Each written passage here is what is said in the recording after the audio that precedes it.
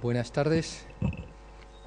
Vamos a dar comienzo a la última sesión, la sesión séptima, que va a ser una mesa redonda sobre regulación y comercialización, y en la que vamos a conocer 4 experiencias. En primer lugar, intervendrá David Pilz, de la costa oeste de Estados Unidos. En segundo lugar, intervendrá Baldomero Moreno, de la Comunidad Autónoma de Andalucía, que nos hablará de la experiencia en los 10 años del Plan Custa. A continuación intervendrá Javier Gómez Urrutia sobre la experiencia en el Parque Micológico de Ultzama, en Navarra. Y por último, también desde Castilla y León, al extremo de la derecha, está Pedro Medrano, de la Asociación de Propietarios Forestales de Soria, que analizará el punto de vista de la propiedad privada forestal sobre los sistemas de regulación. Por tanto, en primer lugar, ya le conocen a David Pilz, que se va a referir a la regulación y comercialización del recurso micológico en los Estados Unidos. David, muchas gracias.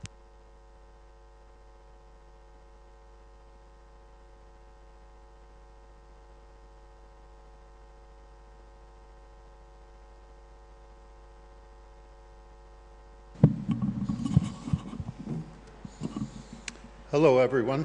Can you hear me okay? Sounds like it's on. I'm really pleased to be here. Thank you for inviting me, Fernando, and thank you to all the sponsors of this conference. It goes back to about 5.5 years ago when, well, actually I did some research before that on whether the commercial harvesting of edible mushrooms was sustainable in the Western U.S. And as a part of that research, about 5.5 years ago, I visited Spain for the first time. I went to a conference called the International Workshop on Edible Ectomycorrhizal Mushrooms. It was one that Mario Onrubia sponsored at the University of Murcia. And at that workshop, I was approached, well, one of the conclusions I drew at that workshop was that we had answered a lot of the questions about sustainability of the harvesting per se, but that the next thing we needed to do was to work on the social and economic aspects of harvesting. And I was approached at that workshop by Fernando and Baldomero, I believe, and they were all excited because they were doing it already. They had started these programs, and I was very impressed. And since then, I've been somewhat keeping track of it, but coming here this weekend, these last 3 days, I've learned an awful lot about what this group has done, and I've been very, very favorably impressed.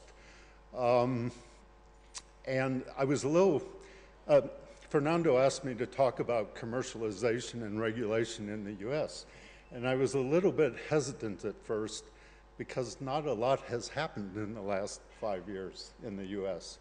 And then I thought about it some more, and there have been some changes, so I agreed to go ahead with that topic.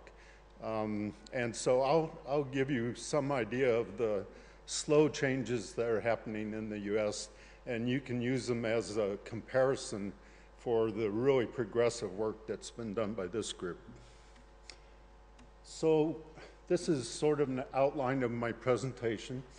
I'll put it in context first by land ownership patterns in the United States. It's a very important element that explains what's happening, and also the types of markets in different areas of the U.S. I'll talk about popularity of mushrooms in the U.S., and then some recent examples of what's happening by way of commercialization.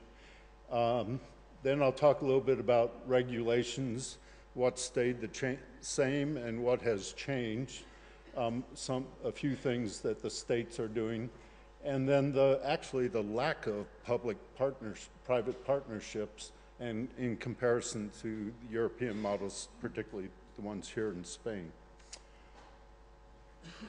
This illustrates the percentage of land ownership by the federal government in each state in the U.S. The red is federal ownership of land, blue is private ownership. And this is really important because much of the federal ownership is forest, and that's where mushrooms fruit.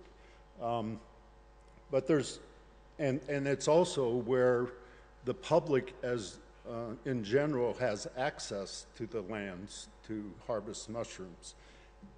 Private lands in the United States often are held by small landowners or corporations, and often they don't allow people to go onto their properties to pick mushrooms. We don't have a tradition of open harvesting on land, on private land. There's also a difference in the types of forest between the eastern and western U.S. In the eastern U.S., it's largely hardwood forest, and there are certainly a wide diversity of edible mushrooms in those forests, but they're scattered. They're rarely concentrated in one area. In the western U.S., they're mostly coniferous forest, and often the really prized edible mushrooms, such as chanterelles, morels, boletes, will fruit in great quantities and great concentrations. And that's what really, between the fact that it's accessible because it's federal land and there are a lot of mushrooms there, you end up with more harvesting in the west than the east. There are some exceptions, and I'll talk about those. Well, what about the general trends in popularity in U.S. Interest in mushrooms? We have a real mixed population, as you know. We're called the melting pot of the world. But a lot of the original settlers were Anglo-Saxon, English, and they had a real mycophobic tradition. And that continues to this day. Many of the people that are in political circles or have control over funding mechanisms couldn't care less about mushrooms. It's unfortunate, but it's something that we work against. A lot of the other immigrant populations, Slavic, Russian, Asian, African, Latin American immigrants, they love mushrooms, and they often express their interest by being among the harvesters. And of course, many of these immigrant populations have been in the U.S. for multiple generations. They've intermarried, and those traditions get mixed. And nowadays, with the younger generation at least, it's not so much the cultural traditions of where they came from as it is personal interest in whether they like mushrooms or not. It's become more individual preference than cultural tradition. That said, there is a growing popularity of mushrooms in the United States, a growing interest. And there's also a growing interest in going out and harvesting mushrooms. It's a great reason to be in the woods, and you come back with something to cook up. The North American Mycological Association lists 74 different clubs in the U.S. There's actually hundreds of mushroom festivals that take place in local communities. Some have been going on for up to 50 years. Let's talk first about trends in commercialization in the eastern U.S. In the eastern U.S., the major mushroom that's harvested is morel, Myrcella. There's a number of species. And that's for two reasons. One is that they're the most widely available mushroom in the eastern United States, and also that they're very easily recognized, and there's been a long tradition of harvesting them. However, they're still not real concentrated in any one area, so often the harvesters of morels will either use them themselves or give them away as gifts to friends or relatives, or if they sell them, they'll sell them locally to a farmer's market or to a restaurant, and sometimes to small stores, local stores. There's very little export from the eastern United States, there aren't enough morels to export them. But there is a long tradition of harvesting and using them, and it's actually growing in popularity. The other thing that's cropping up now in the eastern U.S. is there have been quite a few efforts to cultivate the European truffles in the U.S., particularly tuber melanosporum. And to date, only a couple of these plantations or truffières are actually producing. It only started 5 or 10 years ago they started planting, but so far there hasn't been a lot of success, with one exception in the eastern U.S. in Tennessee.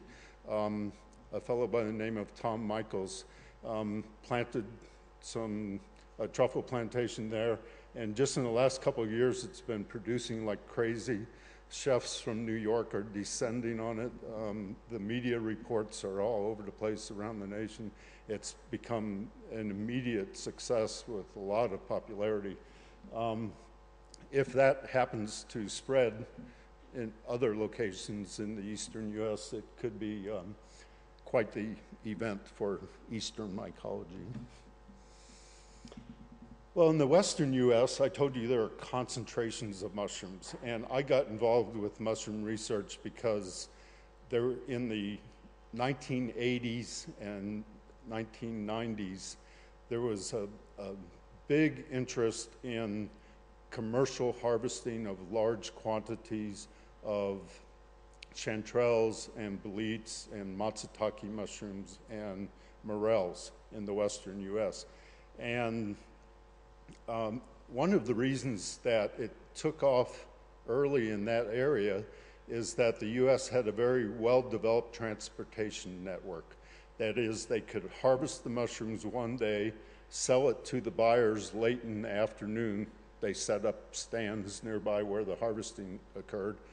The buyers would then overnight drive it to an airport in a large city, Seattle, Portland, San Francisco, fly it out that morning and get it to the market within 24 hours someplace else in the world.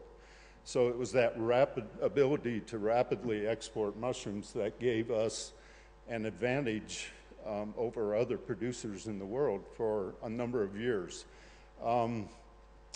In the early 2000s, however, many other countries figured out how to do the same thing, particularly China, the Koreas. In China, it's mainly in the Himalaya areas. Central Asia, Pakistan, Afghanistan started exporting morel mushrooms, and Eastern Europe produced a lot of boletes and chanterelles, and they all figured out those transportation networks to export to a market within 24 hours. And many of the harvesters in those countries were willing to work for less money. So it drove down the prices for mushrooms harvested in the US to the point where sometimes the harvesters couldn't even make enough money to pay for the gasoline to go drive to where they were going to pick. So that you can see the dip there for a few years. This is the total number of permits that were sold by the US Forest Service to all commercial harvesters in Oregon and Washington. So for a couple of years, the competition from overseas actually drove down our harvesting in the US because the prices went down. It came back up though. Why? That was actually a surprise to me. I didn't find that out until I was preparing for this talk. I talked with some commercial buyers, companies that bought mushrooms, and they explained what happened to me. The market for our mushrooms has been expanding in spite of the fact that we're not exporting as many mushrooms. And that expansion in our market has come within the nation, locally, regionally, and nationally. There has been an increasing demand for value-added products, mushrooms that are preserved in some way, organic products, products produced by family farms or locally, sustainable, healthy, gourmet, wild, they all add value to the mushrooms and their trends within the culinary markets within the U.S. So originally, mushrooms could be sold at festivals or farmer markets or food cooperatives, specialty places. But in recent years, more and more are being sold to restaurants, local grocery stores, even national supermarkets are carrying wild edible mushrooms. And it's almost to the point where burger places would be selling them. Well, this is a sign I found in Oregon. They actually are. So our market really has been growing within the U.S., and that's why the prices have rebounded, and harvesting of our wild mushrooms in the U.S. or in the Western U.S. has kept up. It hasn't increased beyond previous levels, but the prices are good enough that it's still worthwhile for people to go out and collect. We also have a couple of individuals in the U.S. who are doing mycotourism activities. Basically, they're leading groups of people in the woods and getting paid to do it. People will pay $100 or more for a guided field trip. This individual, Chris Matherly, has led over 40 morel forays in the eastern U.S. in the last few years. Very, very active. He's also leading other forays in the western U.S., and I know of a couple of people that are doing forays overseas also. This is one. Daniel Winkler has been leading tourism groups to Tibet. A lot of it's been focused on the medicinal mushroom, Cordyceps senescens. It's the caterpillar mushroom. It infects the caterpillar and fruits out the top of its head. But they have a lot of matsutake and other mushrooms there, and it's partly a mushroom tourism thing and partly a cultural tourism. I expect this is going to be expanding in the U.S. in coming years. And then there's trends in truffle cultivation. One of the few examples that I know of that even comes close to what's been happening in Spain here is an effort on the part of Charlie Lefevre to promote the cultivation of tuber melanosporum and other species in the U.S. He's based in Eugene, Oregon, and he sells seedlings that are inoculated to landowners who are interested in getting plantations going. To date, the only one that's really producing is in California. However, he's also very active in promoting our native Oregon truffles. There's about 5 species of native Oregon truffles that are excellent culinary truffles.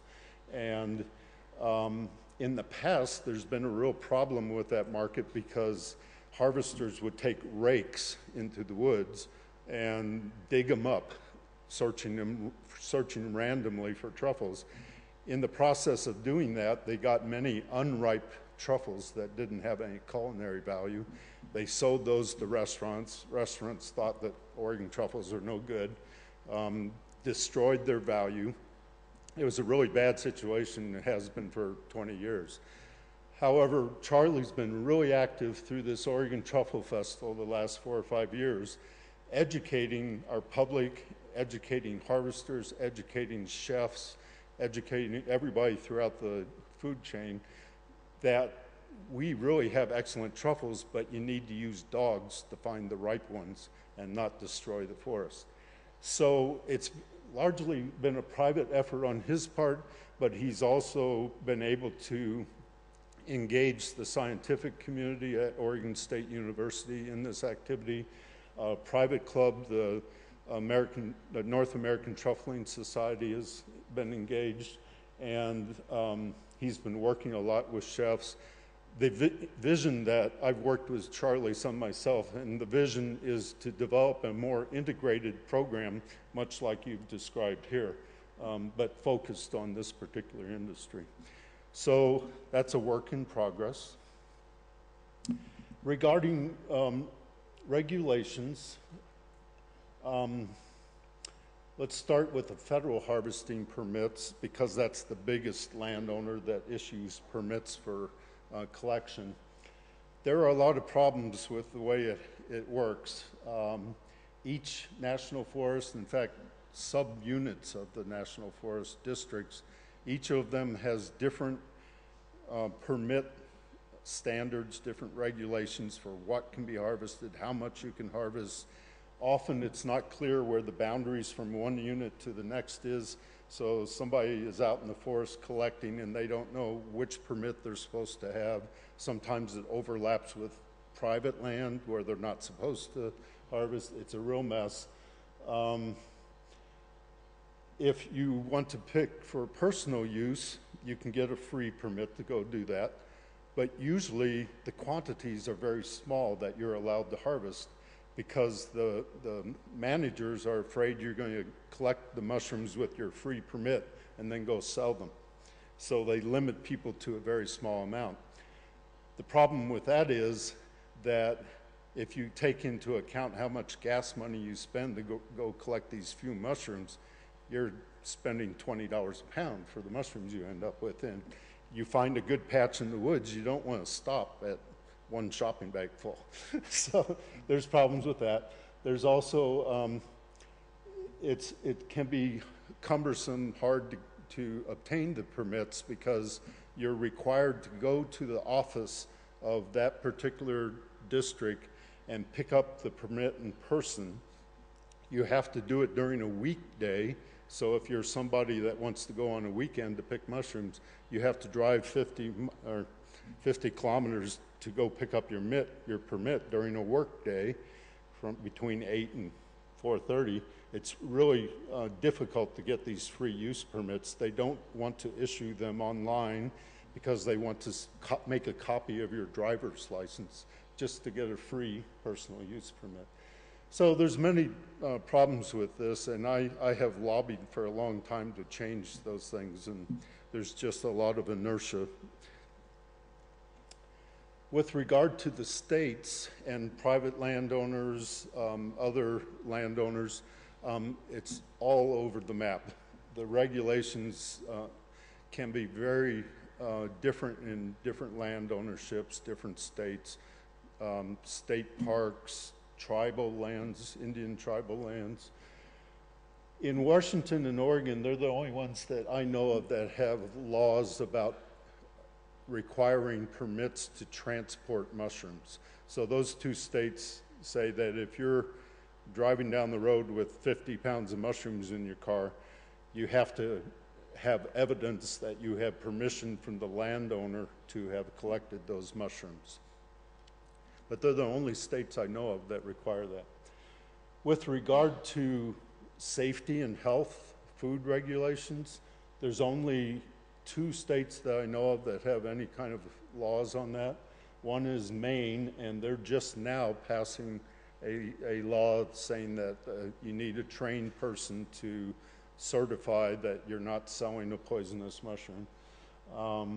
And then Minnesota has a law in place already to the same effect. Both of those laws have problems because they don't say who a trained person is, and they expect the mycological clubs to provide identification services for free. And that's not working very well yet. With regard to collaborations between the public and the private, such as you have here, there's very, very few examples I know of, and most of them involve a city, a municipality, where they have a festival, a mushroom festival, and they'll make arrangements where the city, the Chamber of Commerce, will support the festival in exchange for getting more people staying at the local motels, sort of thing. But it rarely does it involve an educational component, and as far as I know, there's none that focus on how you manage fungi in the forest. The closest example I can think of is a festival that I attend every year on the coast of Oregon, where they do have an educational component. We have a lecture series where scientists come and talk, and it's free and open to the public. People love it. We also give guided walks in the forest to talk about mushrooms, and that's very, very popular also. The chamber and the local motels in that town are very supportive.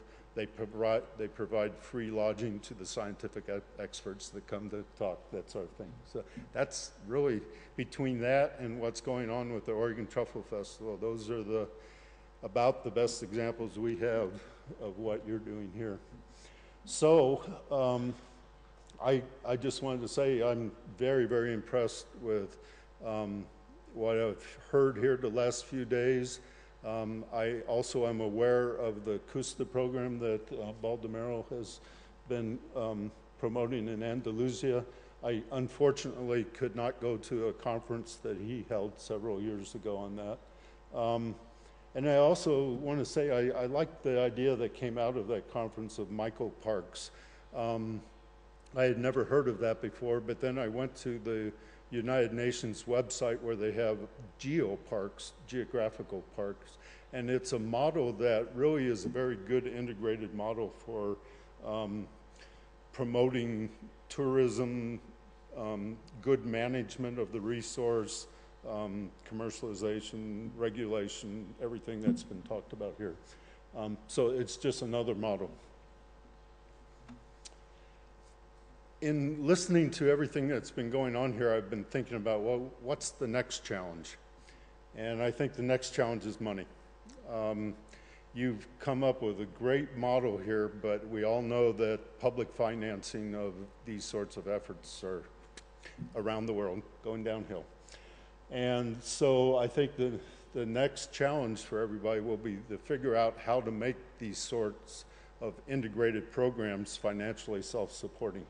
It's going to be a big challenge, and I hope we meet it. So, questions?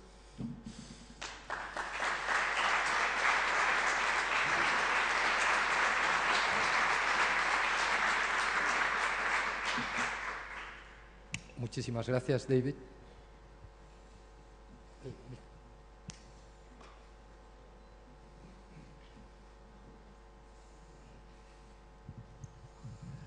My question is about Tricoloma matsutake in Oregon.